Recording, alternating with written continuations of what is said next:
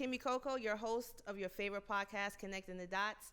And we are back with Daniel Blackman running for Public Service Commissioner. He is in the runoff Yes, ma'am. that has been so popular. This is, right now, we are reporting to you live from the center of the universe politically right now. That's right. Georgia, blue Georgia.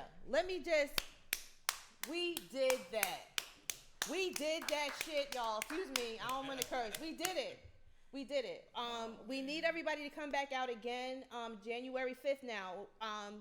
Let me get right to it. Let's do it. Congratulations. Thank you. So we are just this much closer to having you as our Public Service Commissioner. One step closer, and the date is January 5th. But initially, I wasn't in the U.S. Senate at the date for the runoff. Because there were two dates initially, dates, right. And there was a lot of confusion. So for everybody out there watching that watches this show, that listens to you, January the 5th, I'm on the ballot with Reverend Raphael Warnock and John Ossoff. And if we do what we did on November 3rd, we will win. And I'm excited about the opportunity. I'm super excited. I've been seeing on social media some of the campaign flyers with all three of you, and I think that's brilliant. It's perfect. It just lets everyone know whose team we're on, because I see on the other side them, A lot of infighting. A lot of infighting, which, hey, that's fine. Let them deal with that, right? But there's they're split, and that's fine.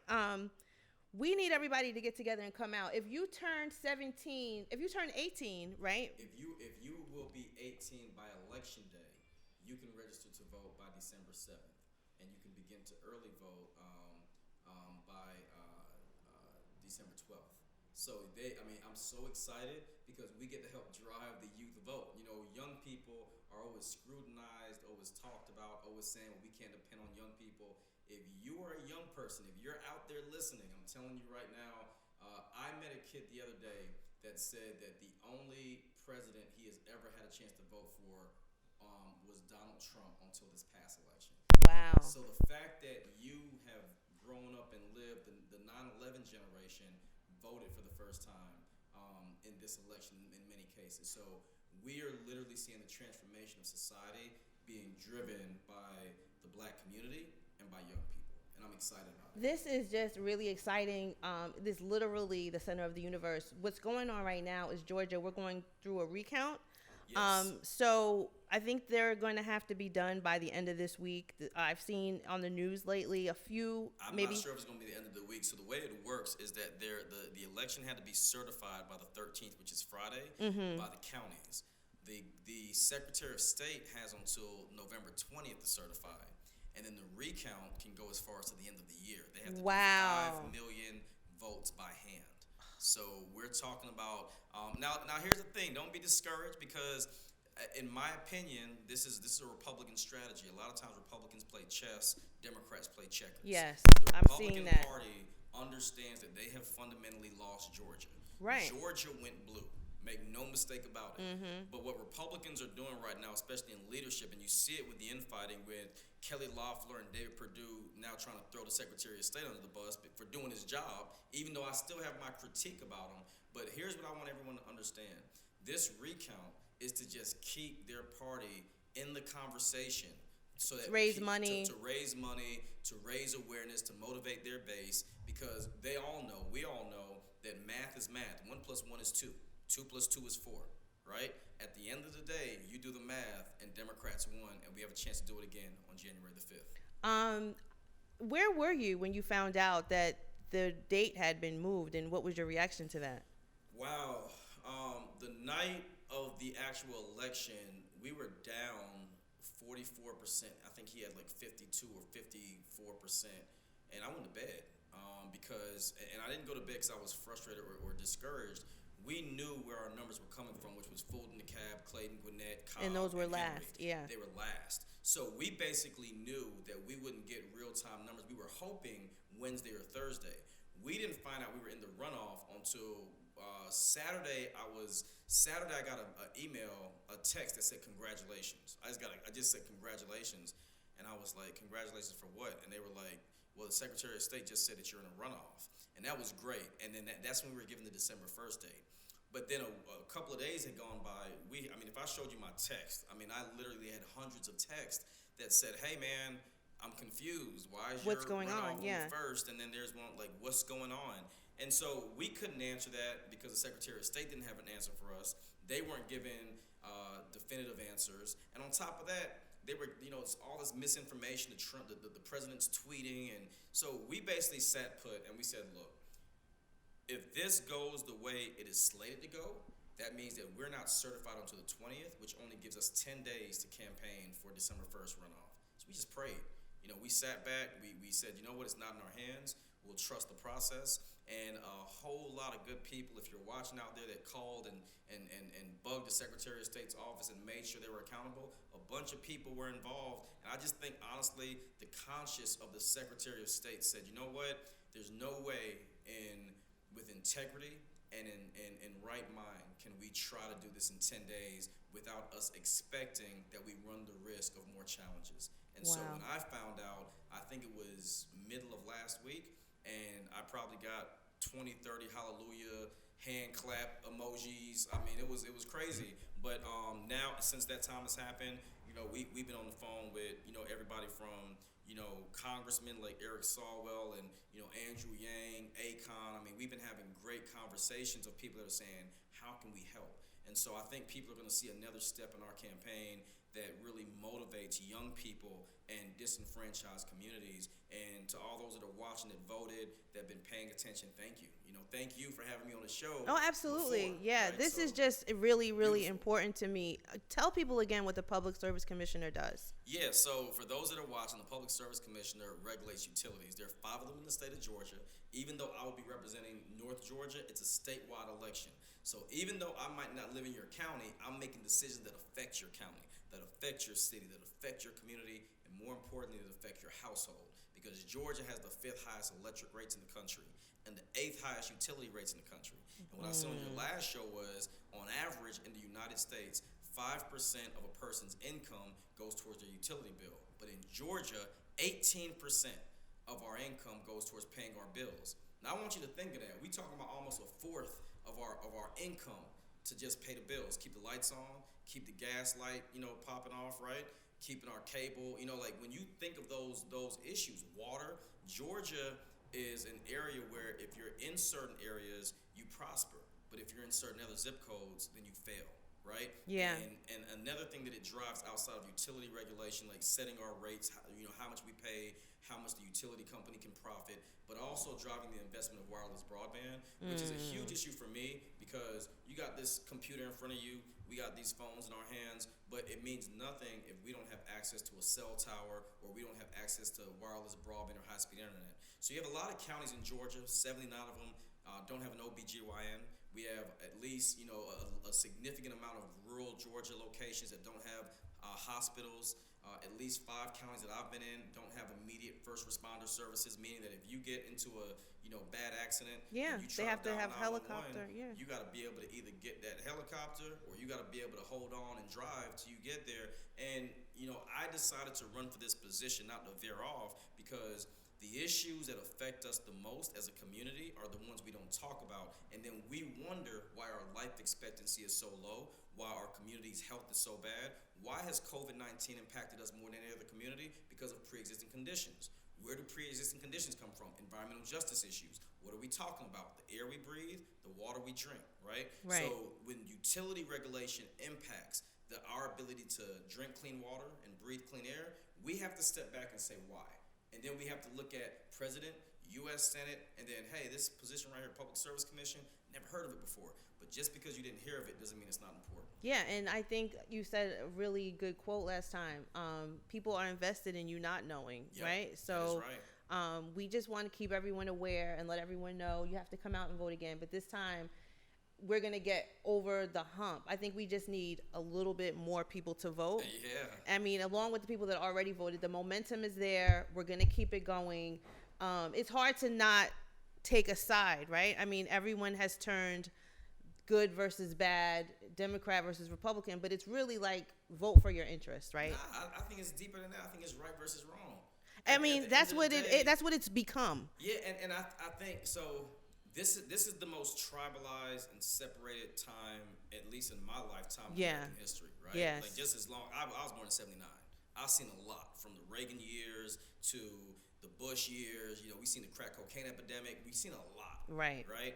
The thing that's different about this time is that you literally have to pick a side based on what is the overall interest of the community as a whole. I know some folks right now that support Donald Trump that are just, they're not racist people. They just don't understand the struggles of communities of color and how those policies inadvertently affect us. I'm just being honest with you. Some good people that said, you know what, I'm going to run with this guy for whatever reason, right? Now, for those of us that know, here's my thing. Receipts and results don't lie. And if 4 years have increased oppression, if 4 years have increased division, if 4 years have increased our ability to struggle, there's a friend of mine named Linda Sarsour, and she says that if my freedom is rooted in your oppression, then I don't want it. Exactly. I don't want you to tolerate me, and I don't want to feel like I have to go along with being oppressed because it makes you feel comfortable about what's hurting me and hurting my community. Absolutely. So we're going to wrap it up soon, but I really want to tell people how the runoff came to be. Yeah. There was a time when the Republicans decided that they wanted to have the counties that were voted last. Is that what happened? There was something that went on where the Republicans and the Democrats got together and they decided, okay, this is how they're going to be voted. This is how they're going to be counted. This is when they're going to be counted. And it was a bipartisan decision. So there's it was no a legislative decision. Yeah, there was no, no one had a problem with it. But now that they're seeing that the way that they did it is working against them, now they're trying to dispute the amount of votes that came in. They're having to recount the votes. And I'm like you. I mean, in the beginning, I was kind of questioning the Secretary of State. And I'm like, he is a Republican and they've been known to help each other out. But I think, like you said, he had a conscious decision that he made and said, okay, we're not going to be able to pull this off. Yeah. So now what we have is Trump getting on Twitter saying all this crazy stuff about, like, the governor here and the Secretary of State here, but it's really going the way it should go when people come out and vote. And I think that's what they were not banking on. Yeah. So I want more people to come out and vote, y'all. If you know anyone that's not registered, tell them to come out and get involved. We see now more than ever how much the political process is important to our everyday lives. I got a question. Are they using State Farm again? Is that a part of the runoff? You know how they had it open for the early voting? Yeah. Early voting starts December 12th. Is it going to be, is State Farm going to be open like it was? Statewide. State Farm Arena. No, State Farm Arena. State Farm. Yeah, State Farm. You know what? That's a good question. Let me see if I can look it up real quick. To my knowledge, the precincts will not change. They're gonna keep the precincts open because it is treated as an election day. Okay. Right. So early voting may very well, because this is an extension of the election. Right. So I would be remiss if I didn't say that. I don't think it's. I wouldn't see why it would not be open. Let me say it that way. And I want to add something too. My hope, if I could share this, and my expectation for everybody that's watching. I'm big on quotes, and there's a quote from Martin Luther King Jr. that says that the true measure of a man is not where he stands in times of comfort and convenience, but where he stands in times of challenge and controversy. And I want everybody that's watching and everybody that's listening to understand that we don't have the luxury as a community to stay at home. We don't have a luxury of saying, this is a runoff and I know it's a runoff, but I'm not as excited and I really don't care. Like, your lives are on the line. You're going to always hear that it's the most important election of your lifetime. And here's what the reality is. The next election is always going to be the most important election of your lifetime because it gives you an opportunity for your voice to be heard. So for everybody that's watching, especially my young people, my African American community, my Latino community, Caribbean American community, everybody that's out there, I encourage you to come back out. Vote for the U.S. Senate, which determines our constitutional laws, our Supreme Court nominees, the president's nominees being approved, disapproved. Joe Biden and Kamala Harris, that's great, but here's how the Senate works. Those individuals have to be an apparatus to support the president that's in office to make sure he can get stuff done. If you want to know why Trump was able to get so much crazy stuff passed, like child separation, the Muslim ban, these racist policies that were out there, then he had a Senate that allowed him to have leverage to pass the laws and the policies and everything else done by executive order. The U.S. Senate is critical.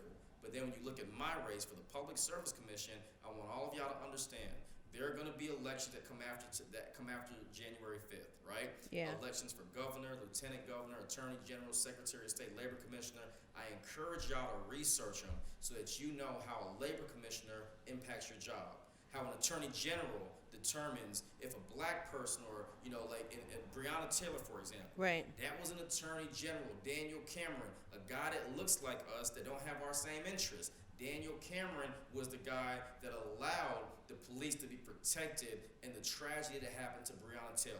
And what they did in Brunswick, Georgia, this past election cycle was they replaced that DA that looked past Ahmaud Arbery.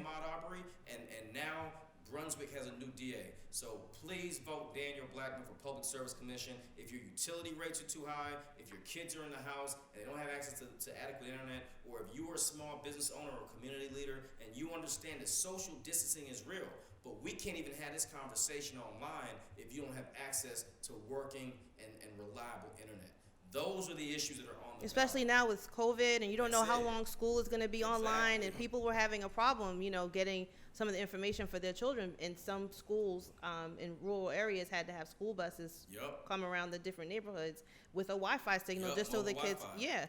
So it's a really, really, really important that, like he said, that you get out and vote.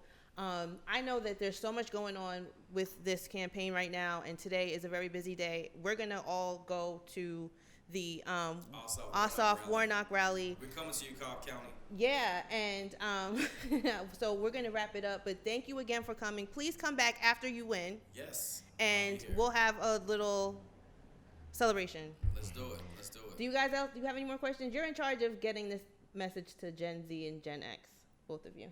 We need you. I'm gonna have to bring him onto the campaign. We gotta get these young people back. Yeah, we got to get the young people involved. All right, y'all, we're going to wrap it up, and we will see you next week. Make sure you follow Innovative Black Station on YouTube. You have to subscribe to our channel. Tell everyone your email, your campaign website. Yep, Daniel Blackman for Georgia Public Service Commission on January the 5th, 2021. If you want to go to my website online, it's literally daniel4georgia.com. That's DANIELFOR, and then Georgia, GEORGIA.com. Go to my website, sign up, volunteer, donate, contribute, whatever. But more than anything else, we need you to register to vote if you haven't already done so by December 5th, and early voting starts on December 12th. So not only do I want you to vote, I want you to get 3, 5, 10 of your friends, neighbors, family members, whatever, and take them to the polls with you. We can win. We're gonna win, but we can't do it without you, without all of you guys here, and without this lovely lady in this show. So I appreciate it. Thank you. So we're going to wrap it up and talk to you guys next week. Make sure you follow CTD_ATL on Instagram so that we can update you on the daily goings on in this very, very, very, very, very important election. So make sure you follow us. All right. Thanks, guys. Peace. Thank you.